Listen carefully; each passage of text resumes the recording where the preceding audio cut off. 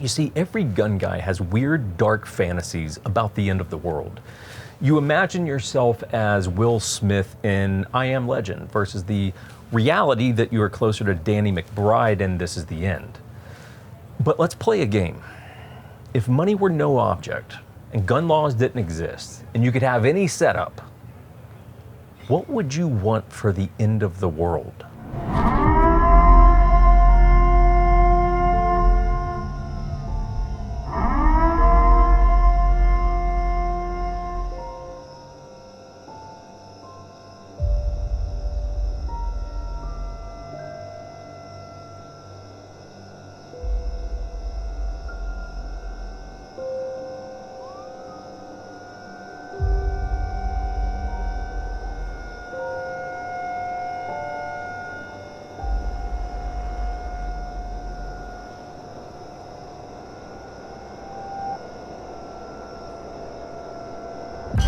Welcome back, everyone, to the annual Purge.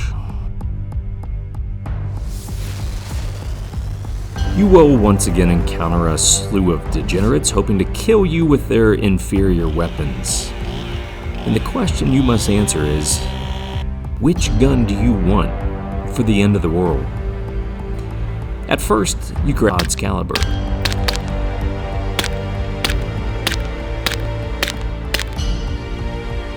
But you need more spice if you're gonna deal with machete, man.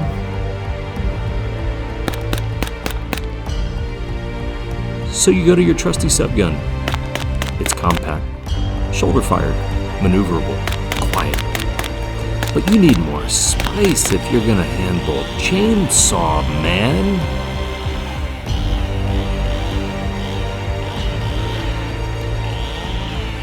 So, let's give you all the spice.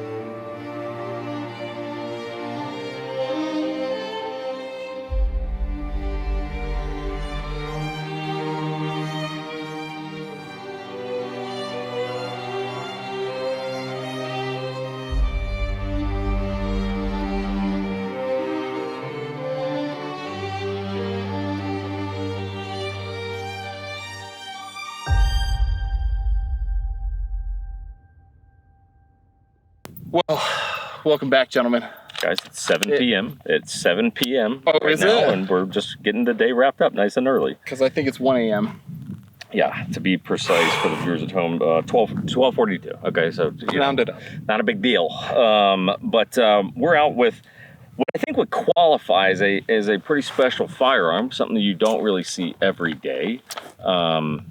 or any day, really, for that matter. Unless you're, well, Kicking some elite doing doors. cooler things than we are. Doing some way cooler stuff than we do on the day-to-day. But so we will get into this 416 and the M320. I did get that model right? Yeah. I'm going from memory here, but M320 that's attached there. I try to do my homework before I show up here. Try to know a thing or two. And this is an EOTech, you know, like I know stuff. You know, just sound off. So before we get into it, thanks Shooting Surplus for sponsoring the video. Some of the things you see on the gun here, you can pick up there. Some of the things you cannot, because you just can't. You just can't. This one? You know. But we do think then they're a big HK dealer, so you go check them out. Find some good HK goodies and any other goodies that you need there. Code's 1911, saves you 5% off the entire site, which, man, on something that costs $3,332, like it's got to be at least $50 that you save. I mean, it's significant. Like it's big deals, guys. Don't look at me for the math. So we got that 223 provided by US Brass House. Two codes, 1911 and Syndicate at checkout, $40 off your case of ammo. If you happen to need help with real estate, that's actually what we do. The shooting guns is weird, we get it, but if you need help with real estate, Utah, Arizona, we got people all over the country. Boom. Good. And we are here for what is our second to last video with James Williamson from Teufelshund Tactical. I've gotten really good at saying Dude, that. you have gotten so good at I've been practicing, guys. I stay up late just working on names and M320s, crazy shit, you know. So so let's talk a little. Previous video was on G36, and now we sort of come to the 416. Sure. Which, you know, they have some similarities in terms of operating system, and then have many differences. You know. So how do we get to the place of 416? Sure. Well, I mean, I know you guys have done a previous video on that. You had a great guest on. Thank you. It's got some real world experience with that. But for the viewers at home that might not have seen that, the 416 comes out of a requirement from, you know, U.S. Special Operations and specifically Delta. They had been transitioned from MP5s as their CQB weapon of choice and had gone to what affectionately at that time was just referred to as a CAR 15, kind of predating the M4 that we know it today. But they had some real challenges when they went to the shorter barrel versions of those, when they're running different types of ammo, when they're trying to run it suppressed, and the more rounds they got in the guns, the more problems they were having. So they had gone to H&K to say, hey, can you help us with this program? And it worked out in perfect timing for H&K because they had done a similar type rehab program with the British military with their SA-80 program, where they had been contracted to update and fix the problems that the SA-80 had since its adoption. Yep. And so they were comfortable with doing that program. So when Delta comes to them and says, "Hey, we need you to fix this CAR 15 and give us one that's reliable," H&K took the project right on. Yeah. In a hold my beer fashion to make an iconic rifle. Yeah. Right? And Not just a rifle, an iconic rifle. And we'll talk about the 203 launcher too, but in terms of I mean, this is obviously still, well, this is, in terms of the gens of 416s, you know what this is? This A1, A2? Do you know? This looks to be an E2 variant or A2 variant. Okay. They're now, I believe they're on the 8th variant. Yeah. And continue to progress it through. But this represents one of the earlier models, and that's what we wanted to bring out here for this video series for you today. The main thing that separates this weapon from the ARs that everybody knew that preceded it is the fact that they changed from a direct gas impingement system to a gas piston operated system that they had already utilized in the G36 series that we did in a previous video. So they literally, in the development of it, took the Colt weapons, knocked off those parts, put on a gas block, put on a gas piston from the G36 with a pusher rod, changed the gas key on the bolt carrier to an anvil, and had that running. They proved the system would work in that respect, and then they redesigned the rest of the weapon. So what you guys have noticed from getting to run these guns is it just feels like a more robust AR. Yeah. It's Yeah, thicker, it's a tank. reinforced in all the right places. And that's because, again, there's just a difference in the way H&K approaches building weapons. Overbuilt instead of underbuilt. Exactly. Yeah. If you go to an H&K designer and tell them you got a new requirement, most likely the first question he's going to ask is, how long does it need to last? That's cool. And then they go from there. And they go from there. And so that's why you can see this thing's built so well, is because unlike most of the ARs you're going to see if you walk in a gun shop or go to a carbine course, it's not a slimline, pencil-thin barrel. Sure. It's a gun that's intended to last 60,000 rounds and more, and has proven so through these special customers who have run them over and over again through multiple combat deployments. On the piston system, so we for anyone who, just address this, for anyone who's going to be like, you guys did this whole video without a suppressor on. So look, there was a choice to make. Either we're sending chalk grenades or we got a cannon. I'd rather send chalk grenades. Not to mention, let's be honest, a little bit of fire looks kind of cool at night on camera. It looked very cool. It looked very cool. So if you're wondering why there's not a suppressor on, it's just because that particular combination of things, eventually you simply run out of space. Trade-offs, right? Yeah. Be more quiet or go extra loud. Yeah. But one of the things that the piston would do is run cleaner suppressed. Yep. Right? That's the main advantage over the direct gas impingement system. That system is going to run hot, dirty carbon fouling back into the action in order to cycle the bolt for the 8-step cycle of operation. With the gas piston system, the gas is diverted to the gas block, and only the amount of gas needed to push the piston, which then pushes the pusher rod, which then pushes the bolt back to the rear, is utilized. All the rest of the gas that's not utilized, self-regulating, goes out in front of the weapon. So the weapon itself internally stays cool and stays clean, and that means it's going to run longer, and those parts are going to last longer as well. Yeah. I was gonna say, oh man, shoot. Well, this is what happens at 1 a.m. Your brain starts. One thing that I want to bring up is a requirement for the contract too is to be like field serviceable, like kind of front to back, correct? Yep. Like in the field, be able to do it, and they so. Why don't we touch on the So that is actually originally termed the GLM, or Grenade Launcher Module. And as you can see, it is a module that will either mount directly to your 416, or we also have the telescoping stock that fits into place. That model specifically is the Grenade Launcher Module, or GLM. Okay. It was later adopted here in the U.S., first by the U.S. Army and now by the Marine Corps, and given the designation M320. Okay. and I could use one. Yeah, and that's replaced the M203 in service before that we've seen since, you know, the Vietnam War. So cool. It's side loading. It's a little hard to pick up on the camera here, but we push a button here in the trigger guard. Side pops out, throw the round in, safety, fire, boom, good to go. Your sights are built in here too, which is pretty cool. All the way out to 350 meters. So. Yep.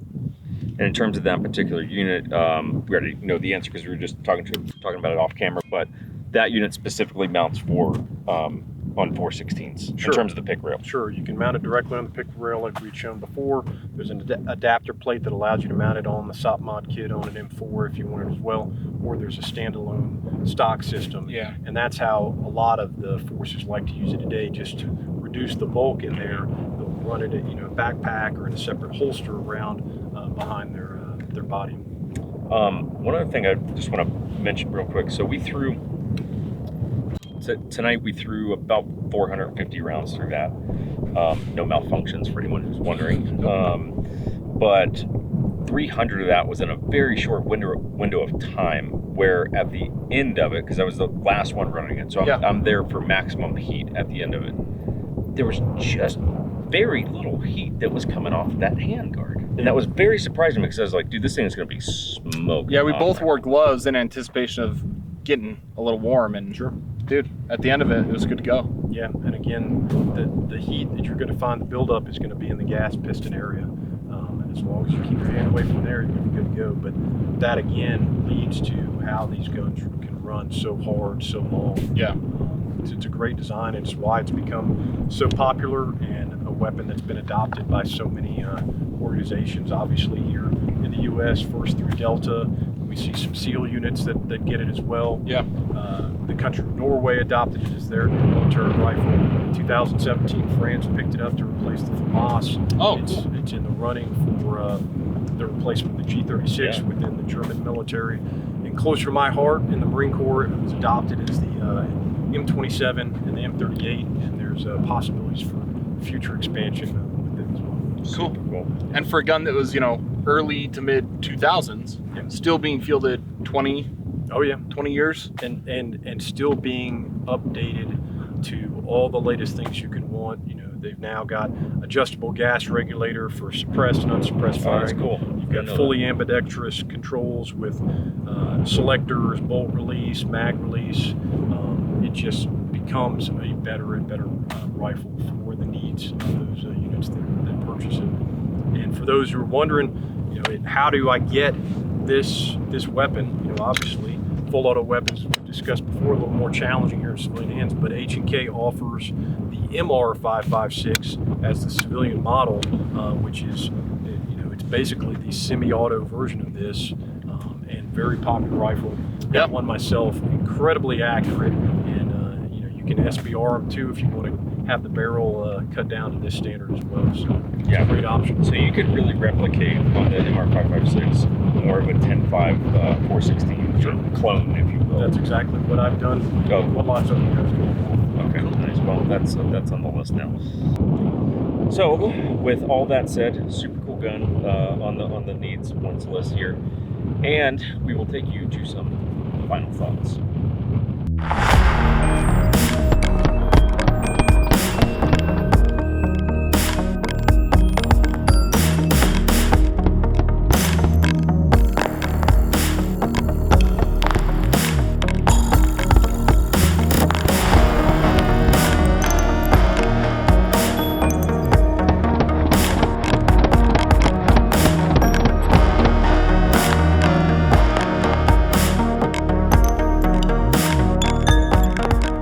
The 416 isn't a rifle that's tied to a particular nation's use. It's a rifle that's traveled the world being carried by the good guys. If the G36 is the unofficial rifle of the villain, then the 416 is the unofficial rifle of the hero. It's used by James Bond in Skyfall, by John Connor in Terminator Salvation, and in real life within Tier 1 Special Operations units. You'll notice a trend in this series. HK's most famous guns have incredible staying power. They come out with innovative designs and then adapt them over time to stay relevant. The 416 isn't a new gun. In fact, it's now been around for 20 years and it's still getting picked up for contracts. And yes, it is the ultimate apocalypse rifle.